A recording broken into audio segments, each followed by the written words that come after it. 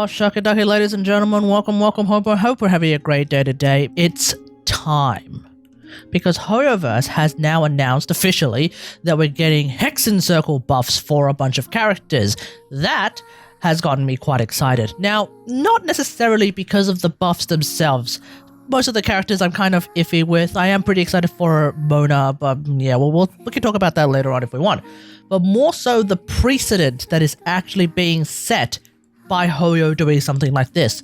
For the past 73 years, we haven't actually seen characters get direct buffs in a way to keep them relevant in the meta or at least refresh their kits with modern designs. Now, we have been seeing characters get buffs with the introduction of new characters, for example, Lauma buffing Nilou teams, but with the Hexenzirkel buffs, it looks like we're finally starting to see maybe something happen in version Luna 3 that could potentially become a thing later down the line.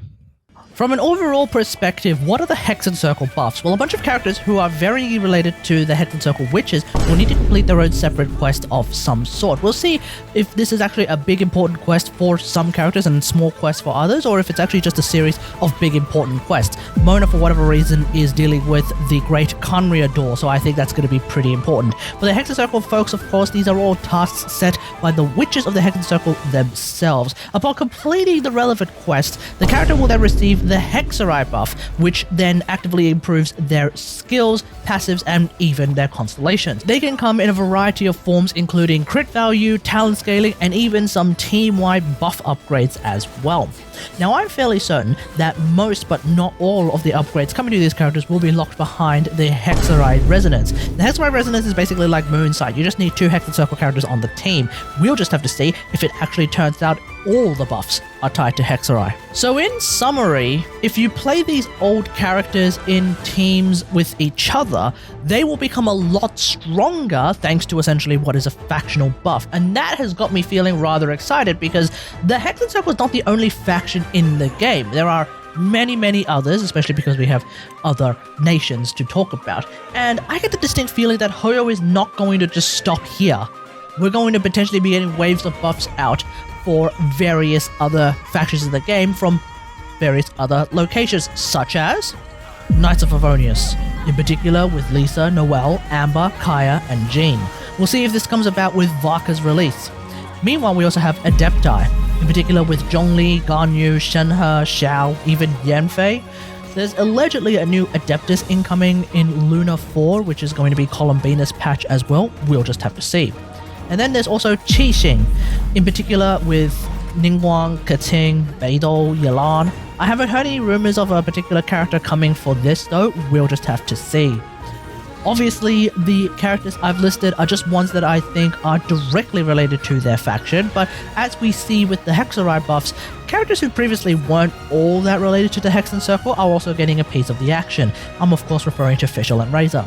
I would imagine the Favonius buffs would also include the Church of Favonius, so perhaps that will in fact end up being quite extensive indeed. This will leave Bennett as the only character in Mondstadt without a faction because he's part of the Adventurers Guild instead, so he'll probably just get something incredibly minor like Sucros's buff as part of the Favonius buffs. So with that in mind, I want to talk about what could happen if this precedent of buffs actually manages to make its way across the Great Ocean into, let's say, Inazuma. Because from a meta perspective, Inazuma and Sumeru seem to still be in the left behind territory, if you will. So I believe that these regions will in fact get these buffs. And if these regions do in fact get these buffs, you can be damn sure that I will talk about them in a video because they happen to be my favorite regions in the game. So hitting that like button on this video and subscribing to the channel will help me a lot as well. And of course, if you ring that bell icon, you can be notified of the latest content on the channel.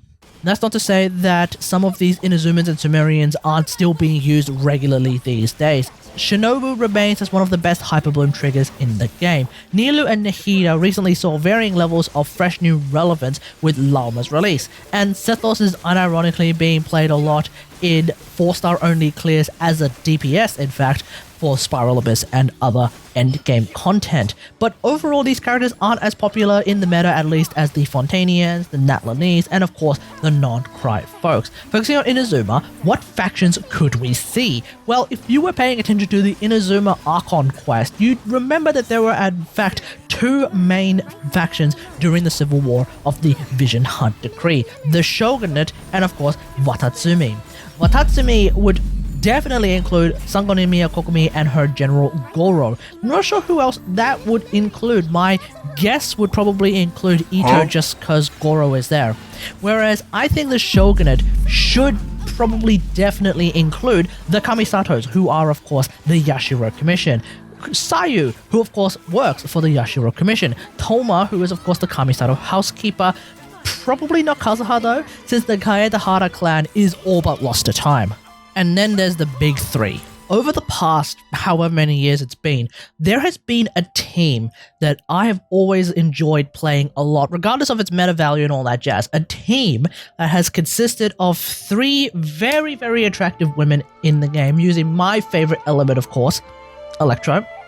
This team is what I have referred to as the Raiden Inquisition, named previously for being a team made up exclusively of Inazumans, but with the release of Shillanen, this is no longer exactly the case. But still, the big three are mainstays in this team, and it seems like these characters should all fall under the Shogunate faction, in my opinion, and so I am of course referring to Her Eternal Excellency, the almighty Narukami Ogosho God of Thunder, the Raiden Shogun A.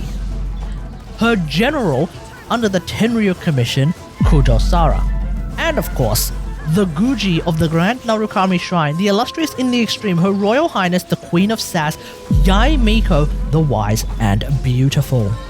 Let me remind you what the Hexenzirkel Buffs are. Again, 2+ characters from the same faction in a team that will not only get their individual buffs, but they will also get additional buffs as part of their factional resonance. So if we do get a Shogunate faction buff, the Raiden Inquisition could become one of the most exciting teams to play in the game, which got me thinking, what kind of buffs would I like to see for these characters? Well, let's have a look at what are the main reasons that these characters don't seem to find themselves in the meta all that much, according to the meta slaves. In teams with reactions and characters that can make use of Fischl's entire kit, she apparently does more damage than Yae Miko, and people still don't like the idea of her burst, Miko's burst, resetting her turrets that need to be placed again, and as a direct result, some people don't even like using her burst at all.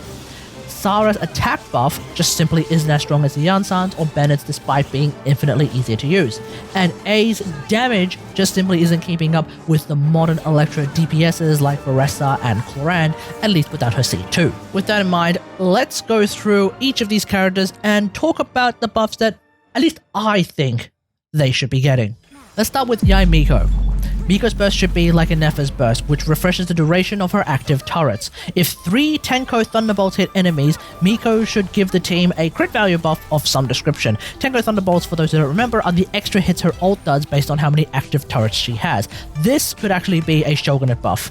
If anyone triggers Aggravate, Quicken, Spread, or Hyper Bloom, the team should get an EM buff of some description. Now I'm thinking 120, because that is actually the instructor set buff, and that usually is something that shows up in some characters' kits.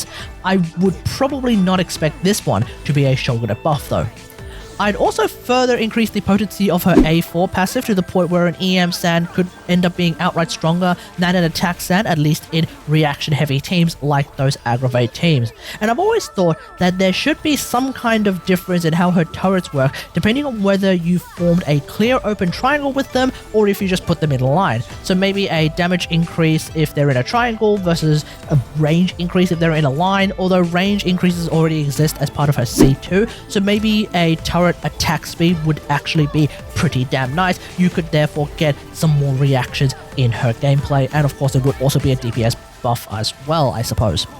For Miko's constellations, C1 could also give her ult and EM scaling. C2 is fine by me unless Hoyo wants to go balls to the wall and introduce level 5 turrets and have her C2 turret start at level 3. C4 could be changed to all damage bonus as opposed to just Electro, and I guess if C6 also puts Death Shred on enemies for damage that they take from everyone else, that would be hilarious, but honestly I don't think C6 needs to get changed. Let me know what you think about Miko's buffs in the comments below, as well as what you would like to see her get. Next up, with Kujou Sara, what I'm thinking is that in a Shogunate team, her attack buff should be doubled. Essentially, C5 Ben has an attack buff ratio of 139%, C5 Yansan has an attack buff cap of 810. So in a Shogunate team, if this were to be doubled, C5 Sara's attack buff ratio would end up being 182%, and with Sky Harp that would result in 1,583 more attack. I think that's perfectly reasonable if the stipulation is that it's tied to the Shogunate Resonance.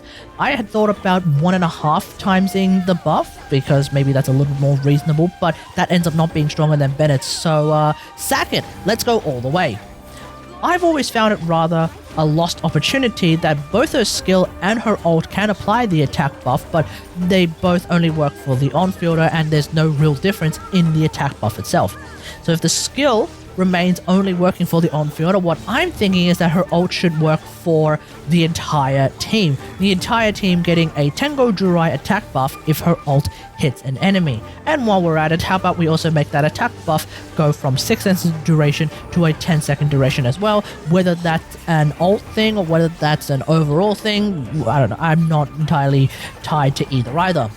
I would also like to see her A4 Decora buff passive improve dramatically so that it can be a lot more noticeable, because right now it's like maybe 2 energy per use of Sara's skill, which is still nice. I mean, it's cool, whatever, but I would like it to be maybe a lot more than that. And ideally, I would like to see that particular buff not tied to the Shogunate, but also for the passive itself to get further buffed in Shogunate teams as well. For her constellations, I think Sara's C1 is fine. I don't think it needs any changes. Her C2 is perfect.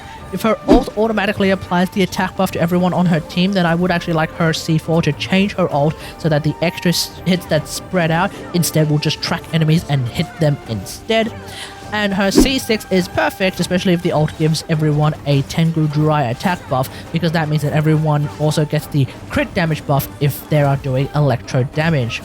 Let me know what you think about these buffs for Sara as well, because, you know, Sara is, I think, always been a pretty solid character, easy to use, but just not as strong. And finally, for the Raiden Shogun, Musou Ishin's energy regeneration should be increased. Now, whether this is outright or whether this is part of her A4 passive, I'm not entirely sure, because allegedly, someone like Fisher can give a lot of energy, and also the meta slaves seem to think that the existence of Favonius weapons pretty much delegitimizes A's strengths. This could be tied to the Shogunate buffs, which would be fine if you play, you know, any team with A and Sara, for example, A-okay for me. With someone like Xiangling, Xingqiu, you can make a team like that. No healer though, so that's going to be a little bit scuffed. If A's energy can reach the point where you don't need ER on Xiangling, oh, okay, that will be kind of crazy. An increase to her resolve bonus could also be really good as well to deal with the DPS problem allegedly that she has.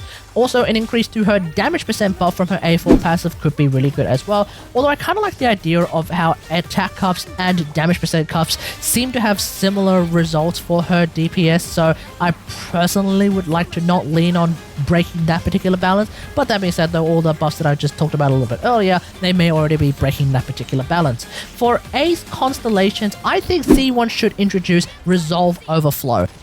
C2 Farina has a fanfare overflow mechanic where more fanfare increases her HP, which of course ends up resulting in more DPS. C1A should include Resolve Overflow, where getting more resolve increases her attack, which in turn increases her DPS. Now, Miko and Sara's ults alone already overcap the 60 resolve cap, and there's plus 12 that's just coming from getting energy orbs during her ult cooldown. Someone like Shilinen, for example, can also pop their ult, which would give another 14, so we're already at around 87 resolve. So probably the cap on Overflow should be 90 resolve, and with the additional resolve from 60 onwards resulting in more attack. This can only be achieved if you go for an all-electro team anyway, which isn't really all that recommended. But I suppose you can get close with a team with Xiangling, for example. C2 is otherwise perfect, no notes. Without having any experience of a C4, I'm kind of feeling like I've never felt right about the idea that her attack bonus is only triggered after Musou Ishin expires, and it can't affect Musou Ishin because it doesn't last long enough. So I feel like this should probably be something that changes so that it can be utilized by people who want to snapshot the attack buff on the first rotation. The attack attack buff to be applied to the team when her skill hits enemies, which does end up being basically permanently plus 30% attack. C6, for those who actually do have her C6, I feel like probably shouldn't have a cap on how many times it triggers, which of course means that the amount of cooldown reduction that it provides will be even higher. Could this be overpowered? Let me know in the comments. And also, with regards to all of the other Raiden Shogun buffs that I've mentioned, let me know in the comments what you would like to see for her. And I think that'll do it for this video. So, obviously, this is just what I'm very wildly predicting might happen. I haven't done any calcs to determine how much stronger these characters would be. So, obviously, numbers, they could be a bit higher, a bit lower, all over the place. We'll just have to see. Assuming we even get the buffs for Inazuma characters, of course. I really want to see what Hoyo is coming up with, and maybe someone who works there might see a video like this and realize, damn, this Kategori guy is probably cooked in the head, but he be cooking. We'll just have to see, okay? As always, let me know what you think about all of this in the comments below. What kind of buffs would you like to see for other characters coming up, potentially in these waves of buffs? Let me know in the comments. Otherwise, hope you guys enjoyed. If you like this video, hit that like button, subscribe for more Genshin Impact content, and until next time, I will see you guys later. Thanks for watching. Bye. Strike! No turning back! Emerge. A sight to behold. Right now. Right here. Emerge. Illusion shattered! Now you shall perish!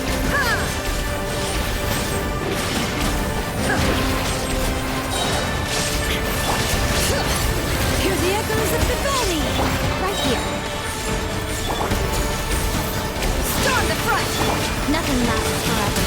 Right now, right here, emerge. Containing the path! Torn to oblivion! Illusion shattered! Right here, emerge! Bring it! Right here! Torn to oblivion!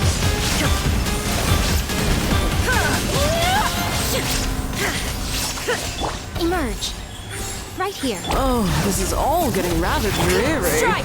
Allow Storm me, the front! darling. I'm always watching. Emerge, right here, right now. Ow! Inazuma shines eternal!